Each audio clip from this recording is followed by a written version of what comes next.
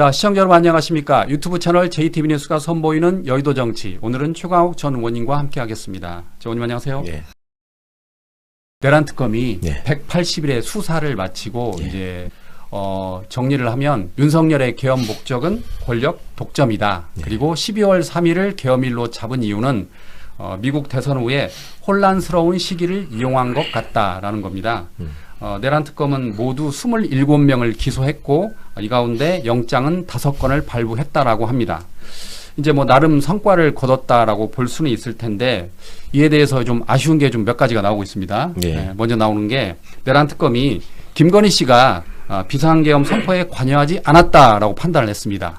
그 이유인즉슨 김건희 씨 계엄 관련해서 군 관계자 모임에 참석하거나 계엄에 관여한 사실이 발견되지 않았다라고 하면서 김건희가 비상계엄에 선포하지 않았다라고 이렇게 딱 잘라 말을 했어요. 예. 거기에 대해서 좀 비판이 많던데 어떻게 보십니까? 그러니까 그럴 수밖에 없죠. 그 법률적인 어떤 그 수괴와 실행 관계 여기에 너무 집착을 한 거 아닌가 싶습니다. 일단은 조금 예. 특검을 해서 변명을 해주자면 그러니까 내란이라고 하는 것이 그냥 여기 쿠데타 합시다, 계엄합시다 이렇다고 해서 되는 게 아니라 그게 이제 유기적으로 움직여서 뭐가 동원되고 막 해야 되잖아요. 근데 그러려면 군인 경찰들이 동원이 돼야 되는데 그런 모의의 현장에는 김건희가 참석한 흔적이 없다. 예. 통신을 한 흔적도 없다. 이제 이 얘기를 한 거거든요.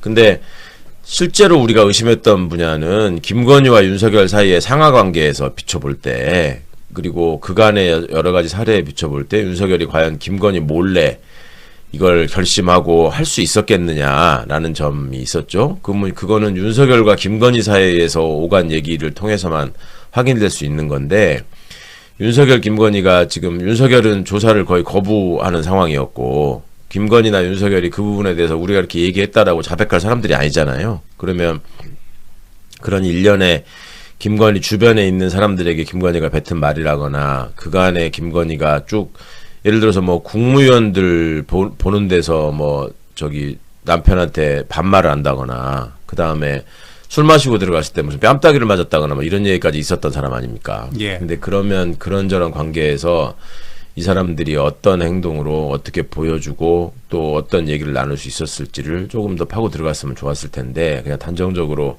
김건희가 관여한 게 없다 이렇게 해버린 거는 많은 분들이 좀 실망하셨을 것 같아요. 근데 수사를 하는 사람의 고충을 일부 이해할 수는 있지만 그렇다 해도 이거를 여지를 남겨뒀어야지 그냥 안 했다라고 단정 짓기에는 어려운 상황 아니었나 싶습니다.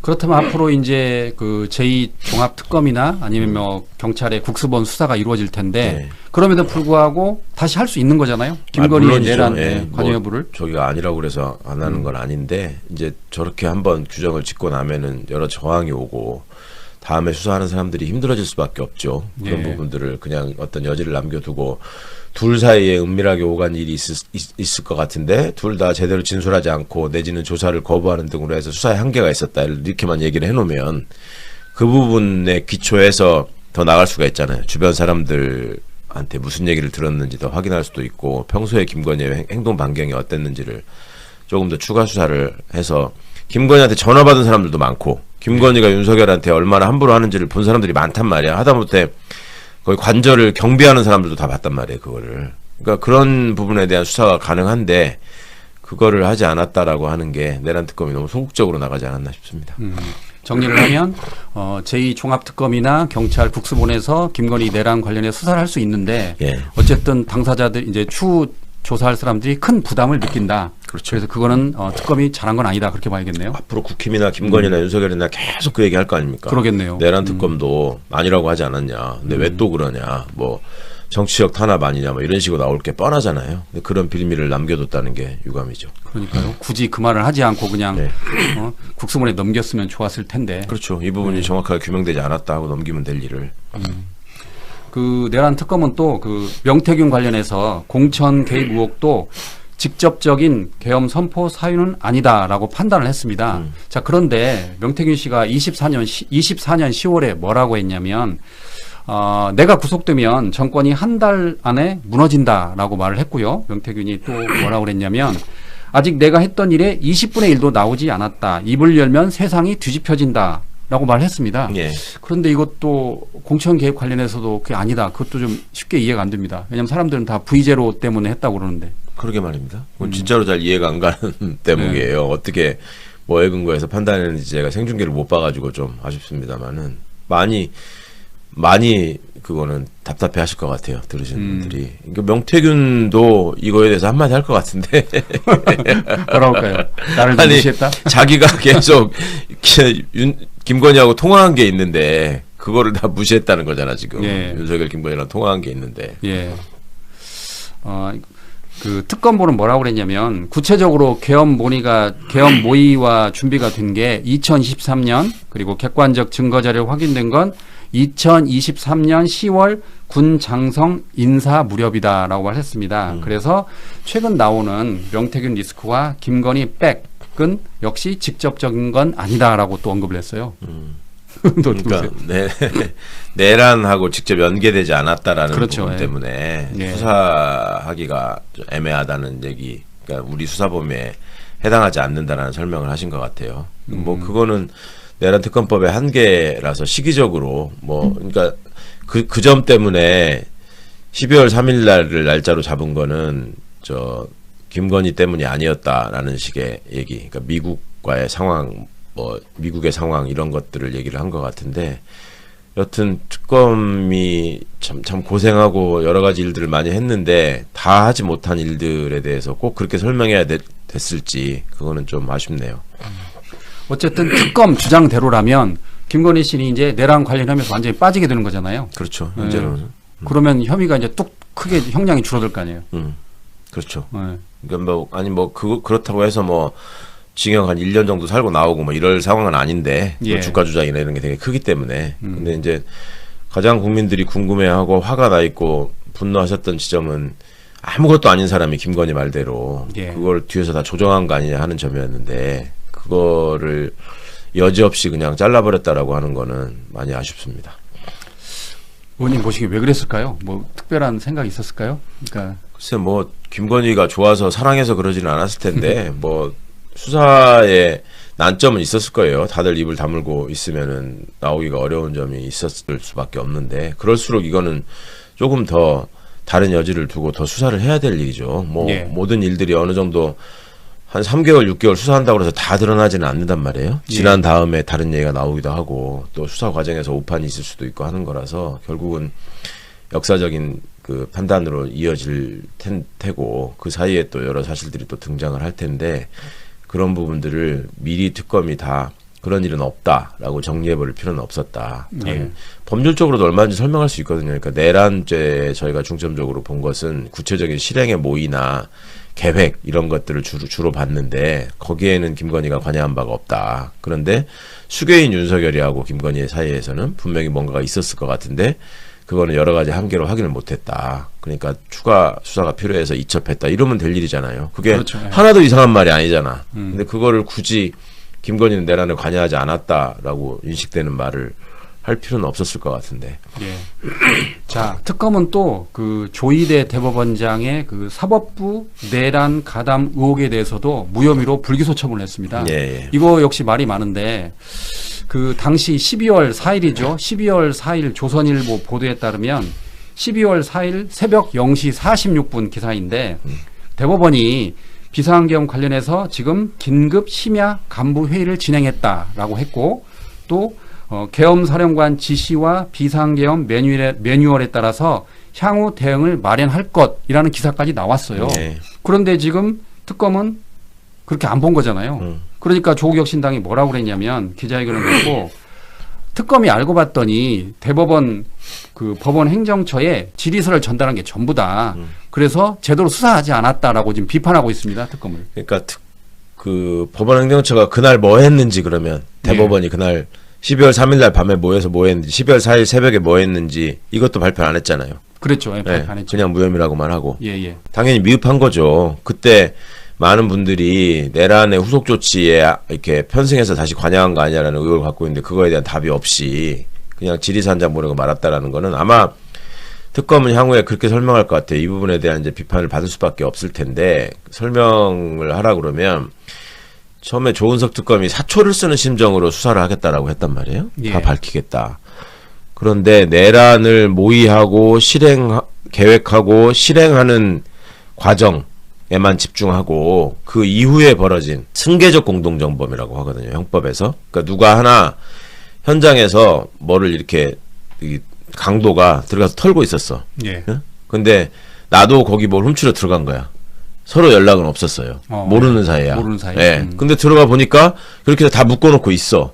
근데 저쪽 강도들은 보석류를 주로 가져가기 쉬운 걸로만 다 가져갔어. 그 나는 그 현장에서 텔레비전이나 뭐 가재도구나 비싼 옷이나 뭐 이런 것들을 챙겨서 갔어. 그러면은 그 사람은 단순 절도로 볼 것이냐, 아니면은 특수강도의 공범으로 볼 것이냐 하는 문제가 있단 말이에요. 그 강도 공범으로 봐야 되잖아요. 그렇죠. 그 현장에서 그대로 있는 상황을 이용해가지고 자기 욕심을 또 채웠으니까.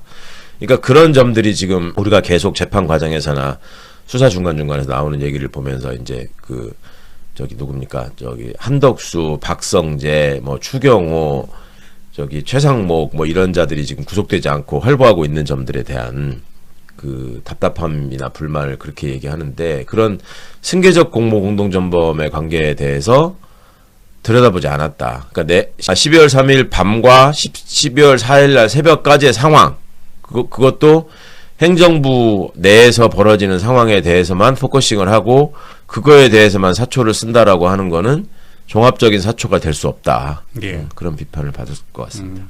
그러니까 조국혁 신당은 이런 말도 했습니다. 아까 말씀드린 그 조선일보 그 기사가 만약 그게 사실이 아니다면 왜 대법원은 그때 오보라고 말하지 않았느냐. 그렇죠. 그때는 가만히 있었지 않았냐. 그러면 결국 조선일보의 기사, 즉 계엄사령관 지시와 비상계엄 매뉴얼에 따라 향후 대응을 마련할 것이라는 기사가 사실이니까 가만히 있었지 않았냐. 네. 조선일보뿐만 아니죠. 채널A도 비슷한 채널A도 나왔었죠, 내용을 그때. 나왔었고 왜 그게 또 조선동아에만 나왔을까 하는 점도 다들 의심하는 부분인데, 어찌 보면 그게 이 사람들이 모여가지고 했을 얘기가 뻔하단 말이에요. 이게 지금 계엄이 실패하게 해야 된다, 막아야 된다라는 얘기를 했을 리는 없는 사람들이고, 예. 이거가 성공한 거를 전제로 우리는 어떻게 이득을 취해야 되느냐, 우리는 어떻게 살 수 있느냐, 이런 얘기를 주로 했을 거 아닙니까. 그러니까 조선동아에다가 본인들도 열심히 했다라는 알리바이를 남겨주기 위해서 던져준 거 아닌가라고 의심할 수밖에 없거든요. 예. 그런 점에 대한 여러 의혹들이 있었는데도 불구하고 그냥 질의서 하나 보내고 아예 없다고 무혐의 처분한다는 거는 너무 섣부른 결정인 것 같습니다. 특검은 이번 발표에서 그 사법부 무혐의 처리한 그 이유를 시간대를 주목을 했어요. 예. 그러니까 조선일보 기사가 4일 새벽 0시 46분이라는 거예요. 그런데 조희대 대법원장이 그 대법원 청사에 도착한 건 0시 40분, 그리고 천대엽 법원 행정처장은 0시 50분이라는 겁니다. 예. 그러니까 천대엽은 이 조선일보 기사보다 늦게 왔고, 그리고 조희대는 설령 일찍 왔다 하더라도 6분 먼저 온 거잖아요. 네. 그러면 그 6분 사이에 뭘 못했을 거다. 그런 논리를 펴고 있어요. 아. 네. 그런데 그건 아니죠. 그거는 이제 일부에서는 조희대하고 천대엽이 사전에 가면서 전화로 다 그럼 지시를 해가지고 야 이거 할 테니까 미리 이렇게 준비해라고 할 수도 있는 거잖아요. 그 당연하죠. 기사를. 예. 근데 특검이 이렇게 말했어요. 그러니까 또 여기에 대해서 비판이 만만치 않더라고요. 네. 그럴 수밖에 없죠. 그게 말이 됩니까? 이제 계엄 상황이 벌어지게 되면 당장 사람들이 대법원 간부들도 그걸 다 봤을 텐데, 그렇죠. 예. 이거 어떻게 해야 되냐라는 얘기들을 서로 전화를 통해서 하잖아요. 근데 그 전화도 안 한 거잖아요. 지리산 보냈기 때문에. 예. 그러니까 그게 말이 되냐고. 이제 일단 그런 상황이 됐을 때 전화를 안 했다 그러면 그게 오히려 직무유기인 거예요. 그렇죠. 그게 벌어졌으면 대법원장은 대법원장대로 어떤 상황인지 확인해서 보고하라고 했어야 되는 거고, 자기 판단이 있었어야 되는 거고, 행정처장도 행정처장대로 쫙 파악한 다음에 지금 법원이 어떤 입장을 취해야 되고 어떤 조치를 해야 된다라는 거를 보고를 했어야 되고, 또 그 결과로 대변인이나, 그러니까 공보관이라고 하죠, 법원은. 공보관이나 그 내부의 언론 친화적인 사람들이 조선동아에다가 흘려졌을 가능성이 높단 말입니다. 근데 그 사람들이 조희대나 천대엽을 무시하고 자기 생각으로 우리는 이렇게 하기로 했다. 예. 라고 얘기했을 리가 없단 말이에요, 사법부 그렇죠. 구조상. 그러니까 말이 안 되는 소리입니다. 안가유동이죠. 그러니까 4일 오후 2시에 삼청동 안가유동 이거에 대해서는 추가 수사가 필요하다. 그러면서 경찰 국수본에 이첩하겠다라고 특검은 밝혔습니다. 그런데 특검이 또 뭐라고 그랬냐면 계엄 이후에 논의안 자체는 범죄를 구성하지 않는다라고 하면서 사실상 여기도 면죄부를 줬어요. 네. 그런데 우리가 다 알기로 우리가 추측키로 제2계엄을 논의한 거 아닙니까? 그 예, 당시에. 예, 예. 그래서 이것도 범죄로 볼 수 있을 텐데 특검은 계엄 이후에 논의한 자체는 범죄를 구성하지 않는다라고 말했습니다. 그 사람들이 계엄과 아주 무관한 사람이, 그러니까 우리 같은 사람들끼리 앉아가지고 예. 어디 모여서 계엄에 대해서 얘기했다 그러면 그거는 계엄에 관한 거를 구성하는 게 아닌 게 맞죠. 근데 예. 이 사람들은 이미 계엄 상황에 가담한 사람들이잖아요. 그렇죠. 내란 주요 임무 종사자들끼리 모여가지고 지금 드러나고 있는 얘기들을 보면은 박성재가 검찰과장한테 계엄의 정당성에 관한 보고서를 준비시켰다는 거잖아요. 예. 그걸 들고 안가에 갔다는 거거든.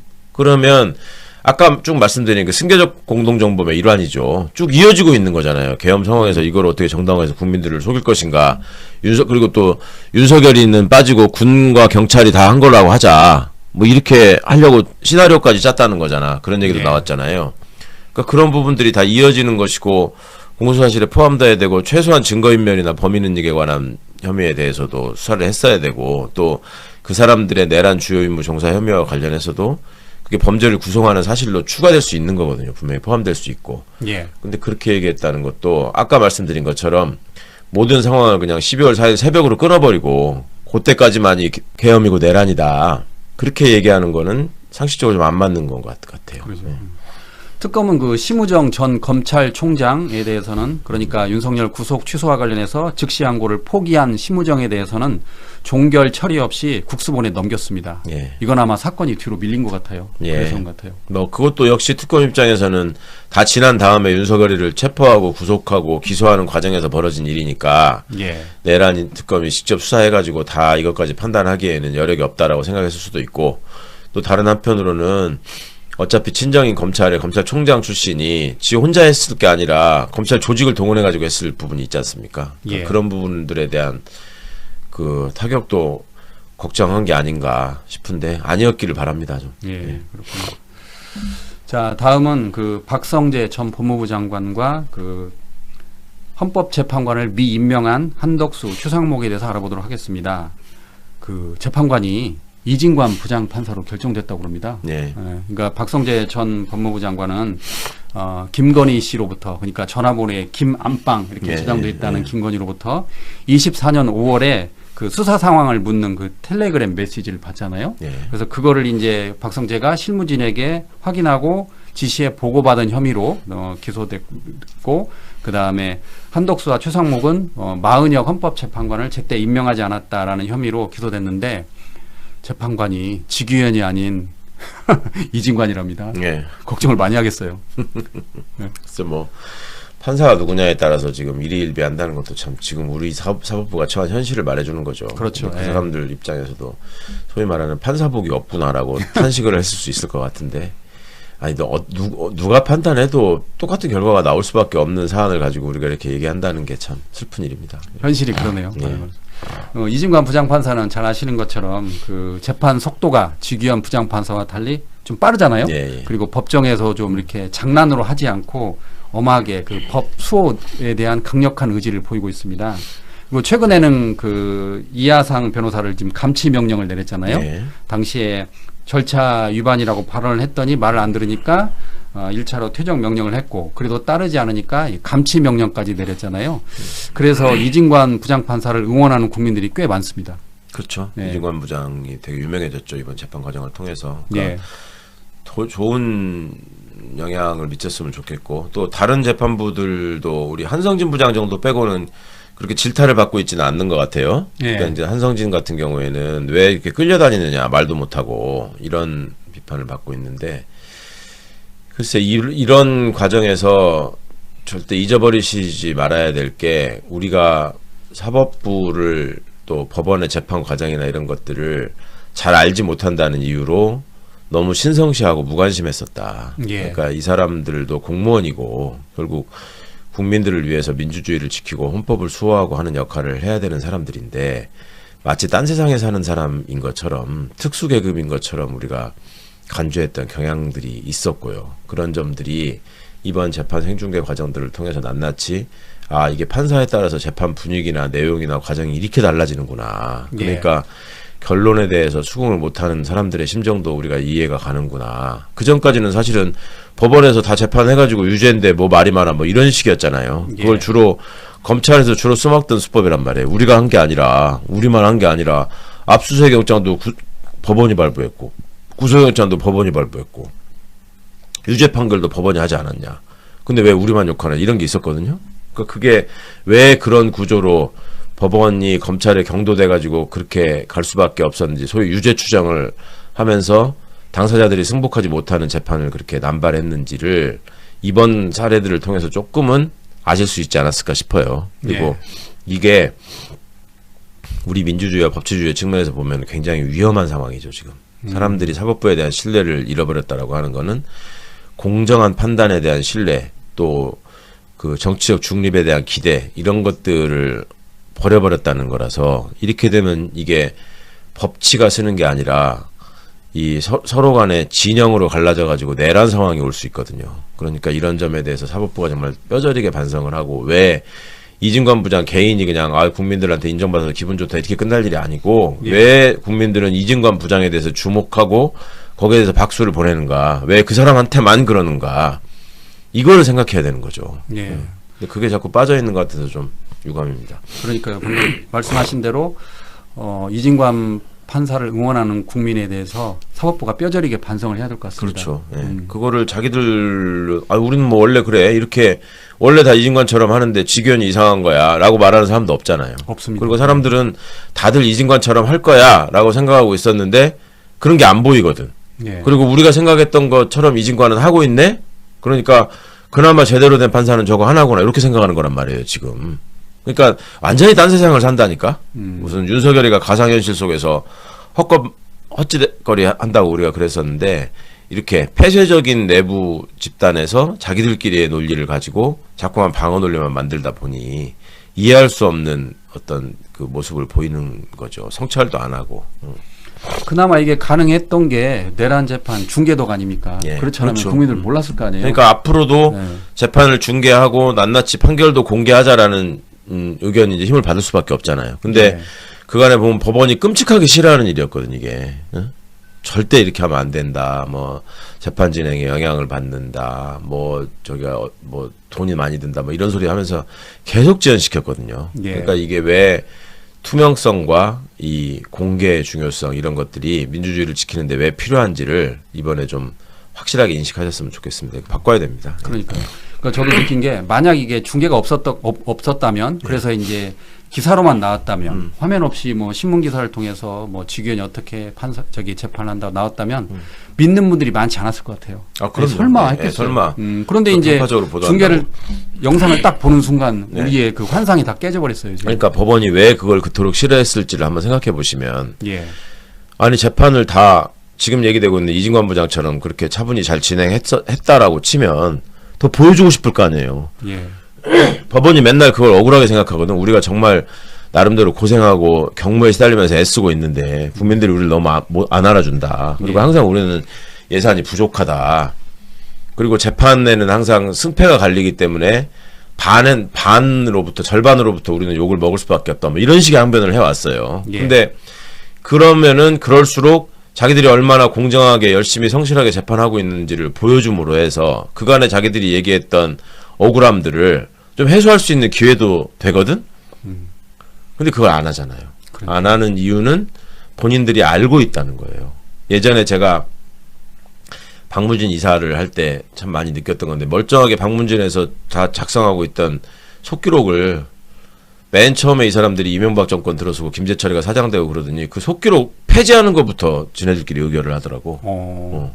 기록을 남기지 말자. 남기지 말자. 그리고 그냥 거기에 회의 안건이 뭐였고 결론이 뭐였다라는 것만 쓰자. 약식으로. 그래놓고 이제 그 안에서 온갖 이상한 소리 하면서 개판을 치는 거예요. 그러니까 심리적으로 똑같은 겁니다. 그것이 그들이 그때 얘기할 때는 공영방송을 제자리에 돌려놔야 된다. 좌파에 장악당한 MBC를 살려내야 된다. 뭐 이런 거였거든요. 그러면 그런 시대적 소명이 있고 그게 그렇게 중요한 거였고 국민의 지지를 받을 수 있을 것 같으면 하나라도 더 공개를 해야죠. 오히려 영상으로 남겼어야죠. 그렇죠. 네. 뭐라도 더 남겨가지고 국민적으로 설득을 해야 되는데 그렇게 할 생각이 없고 그런 게 아니라는 걸 본인들이 알고 있으니까 그런 짓을 하는 거란 말입니다. 판사들 스스로 스스로 재판을 얼마나 이상하게 진행하는 사람들이 많은지를 잘 알고 있어요. 그리고 예. 주변에 판사 출신 변호사들한테 한번 물어보세요. 제가 예전부터 그런 얘기를 했는데 판사 출신 변호사들이 변호사가 되면 하는 얘기가 100% 하는 얘기가 나는 판사들이 저렇게 다 제각각으로 따로 노는지 몰랐다. 내가 가지고 있는 법원에 있을 때 내가 판사로서의 상식이 존재한다고 믿었는데 그게 다 무너졌다. 이런 얘기들을 불과 개업하고 6개월 안에 다 그 얘기를 해요. 그러니까 다 알고 있어. 자기들이 어떻게 재판을 하고 얼마나 개판으로 하는지를 또 그 이상한 판사들이 많다는 걸 알고 있는데 그걸 국민들한테 들키게 되면 지금처럼 사법부 신뢰가 무너지고 본인들이 그간의 어떤 장박 뒤에서 누려왔던 특권 같은 게 사라질 것 같으니까 그래서 그 위기의식 속에서 이거를 자꾸 거부했던 거거든요. 그러니까 이걸 열어놔야 되는 거죠. 예. 자, 다음으로는 그 임은정 동부지검장과 백혜령 경쟁의 그 설전에 대해서 알아보도록 하겠습니다. 이게 이제 2라운드로 접어들었습니다. 1라운드는 동부지검이 이제 발표를 했죠. 중간수사 발표를 했을 때 마약 밀수범의 거짓말에 백경정이 속았다라고 말을 했고 그 뒤에 바로 백혜령 경정이 검찰이 사실을 왜곡했다. 대검찰청 등을 상대로 영장을 신청했다라는 게 1라운드였는데 네. 이제 2라운드로 접어들었습니다. 2라운드는 임은정 지검장이 SNS에 글을 올렸습니다. 뭐라고 올렸냐면 당시에 그 국내에 입국하는 이들의 신체와 소지품을 검사할 법적 근거와 장비가 부족했다라고 말을 했고요. 임은정 지검장은 그러면서 이번 그 마약 밀수 사건과 관련해서 관세청에서 해명하고 제도 개선 사항을 홍보해달라고 하면서 관세청장에게 이메일까지 보냈다는 거예요. 네. 그래서 이렇게 임은정 지검장이 그 SNS에 발표를 하자 이제 백혜령 경장이 바로 또 반발합니다. 백 경장은 뭐라고 그러냐면 동부지검 결과 발표문을 본 관세청 직원의 답글이 왔다. 그러면서 그 원문을 공개했는데 코로나 시대에 관세청의 인원 감축이나 조직 변경은 없었고 그리고 마약 단속 장비가 부족하지 않았다라고 하면서 동부지검이 지금 거짓말을 한다라고 말했습니다. 동부지검이 관세청 대변인을 자처한다라고까지 했는데 이거 어떻게 진행될 거로 보세요, 이제 향후? 좀 걱정스러워요. 이게 수사기관에 있는 사람들이 또 한 팀을 구성해서 일을 하라고 대통령 지시까지 하신 사안이잖아요. 예. 근데 그거를 내부의 불협화음을 외부에다 이렇게 노출시킨다는 것도 문제고 이거는 임은정 지검장의 리더십 문제를 지적하지 않을 수가 없죠. 이런 상황이 생기지 않게 사전에 쭉 얘기를 들어보고 함께 의논하면서 수사팀 안에서 이런 부분들이 해소가 됐었어야 되는데 그게 지금 그렇지 않고 있다는 게 가장 큰 문제고요. 예. 그 다음에 이런 식의 어떤 그 백경정의 주장이나 이런 게 나오면 언론은 지금 이거를 어떤 시각으로 보고 있냐면 유시민 작가님이 얘기하시는 소위 재래식 언론의 관점은 뭐냐면 그래 대통령이 같이 모여서 저기 해보라고 하더니 꼴 좋다. 예. 또 너네 또 저기 싸우고 있다. 뭐 이런 식의 모습으로 지금 즐기고 있어요. 근데 언론이 책임 있는 모습을 보이려면 그렇게 얘기했을 때 그러면 누구 주장이 맞는지. 그러니까 임은정 지검장은 그 얘기를 한 거잖아요. 그 미흡한 제도적 결함이나 현실적인 허점이 있었기 때문에 그것까지 우리가 다 확인하고 개선하시라고 직접 공고하는 메일까지 드렸다. 그러니까 우리가 그걸 어쩔 수 없이 감내해야 되는 한계적인 상황이 있다라는 거를 말하는 건데 그럼 내부 직원이 그런 게 없었다라고 얘기를 한다 그러면 한편으로 수사 미진일 수도 있고 수사의 결과에 왜곡일 수도 있잖아요. 그렇죠. 그러니까 그런 점들을 확인해 보면 되잖아. 그때 예. 관세청에 그 장비 있었나 없었나. 그 의원들도 확인해 보면 되는 거예요. 자료 내라고 해가지고 기자들이 취재해 보면 되는 거고. 그러네요. 그런 거는 안 나와. 네? 그런 거 안 나오고 얘기 들어. 갈등으로만 나오는 그냥 갈등만 부각시키고 있는 거예요. 그러니까 이런 상황들을 안다면 임은정, 백혜령 두 사람이 서로 이런 상황에 빠져들지 않도록 빨리 지금 협의하고 함께 노력해야 될 필요가 있다. 그리고 불기소장에 담겨 있는 내용들을 다 공개할 수 없어서 너무 안타깝다. 이게 지금 임은정 검사의 일관된 입장이에요. 예. 근데 그 내용들을 당사자들이 공개할 수 있는 부분들을 좀 공개를 해가지고 이런 부분들이 국민들한테 좀 알려졌으면 좋겠고 그런 내용들이 함께 수사팀 안에서는 공유가 되면서 이 부분이 제대로 됐는지를 서로 체크해가면서 보완해가는 이런 과정들이 왜 없었을까 그런 점들을 많이 좀 안타깝게 생각합니다. 그러니까 지금 많은 국민들이 이렇게 의아해하는 거는 그 몸에 이제 그 마약을 두르고 갔다는데 예. 어떻게 그냥 통과할 수 있느냐 막 거기서부터 제 의혹이 출발하는 거잖아요. 그러니까 지금 검찰 얘기는 그거 그때 당시에 이렇게 만져보고 이렇게 하는 걸 할 수가 없었다. 예. 그런 주장이잖아요. 예. 그러니까 법적 관세청 근거와 직원은- 장비가 부족했다라는 거고. 관세청 직원은 아니다. 아니다. 그거 다 할 수 있었는데 안 한 거다라고 얘기를 한 거고. 그런 것들도 관세청 직원들에 대한 조사가 그러면 미진한 건지 아니면 백혜령 경정이 장문을 한 건지 그런 거 확인해 봐야죠. 그러네요. 예, 예. 그러니까 의원님 말씀하신 대로 법적 근거와 장비가 부족했는지 그걸 일단 조사해야겠네요. 아니, 그렇게 그렇죠. 하면, 예, 그거는 아니 시기나 그 제도나 현 그 업무 처리 시스템이나 관행을 보면은 금방 알 수 있는 거 아니에요. 예, 그렇군요. 자, 다음으로는 그 정유미 지검장에 대해서 알아보도록 하겠습니다. 그 대장동 항소 포기와 관련해서 정유미 지검장 등 그때 한 18명이라고 제가 기억하는데 네. 검사장들이 집단 항명을 했습니다. 그랬더니 정성호 법무부 장관이 검사로 강등을 했어요. 네. 그래서 지검장 둘은 옷을 벗었습니다. 부산지검장하고 광주고검장은 옷을 벗었는데 강등을 다 시킨 게 아니고 예. 법무연수원 연구위원으로 보냈죠. 그랬죠, 여기는. 그거는 예. 자기들이 얘기하는 강등의 개념에는 포함되지 않지. 아, 그건 그러네요. 대검 검사급이 가는 자리니까. 맞습니다. 예. 예, 정유미는 고검 유일하게 혼자 고검으로 갔죠. 그거를 강등이라고 주장하면서 지금 시비를 붙고 있는 예, 거죠. 그러니까 정리를 하면 연수원으로 간 부산지검장하고 광주지검장은 네. 이제 옷을 벗은 거고 네, 사실 하나는 중요한 또 거. 그냥 남아 있고. 예. 네. 그리고 정유미는 이제 대전지검이죠. 대전지검 검사로 인사 발령을 냈는데 지금 강등이라고 반발하고 있는데 이게 전에도 의원이 말씀하셨다시피 검사는 지금 검찰총장과 검사 두 단계로 나눠져 있잖아요. 네. 그래서 지금 정유미 지검장은 강등이라고 그러는데 법무부는 아니다라고 말하고 있거든요. 네. 어느 쪽이 맞습니까? 당연히 정유미가 틀렸고요. 예. 예전에 검사의 직급은 검사, 검사장, 고등검사장, 검찰총장 크게 이렇게 돼 있었고 예. 내부적으로는 검사, 그러니까 검사를 검찰관이라 그랬어요. 직급으로 따질 때는 직책이 검사고 직급으로는 검찰관, 고등검찰관, 부장검사, 차장검사, 검사장 이렇게 있다가 또 부장검사 밑에 부부장을 신설하는 일도 있었고 그런 게 이제 사실상 직급으로 기능을 했었거든요. 근데 그것 때문에 위만 바라보고 편파적으로 수사하고 정치권에 줄대가지고 왜곡하고 하는 짓들을 너무나 많이 하니까 참여정부의 검찰개혁의 일환으로 검사의 직급을 검사장하고 검사만 검찰총장하고 검사만으로 놔두는 거고 예. 법관도 마찬가지입니다. 법관도 옛날에 고등법원 부장판사 이런 게 별도의 발탁 인사로 가는 자리였거든요. 근데 이제 그런 것들이 사실상 직급으로 운용되고 있었는데 지금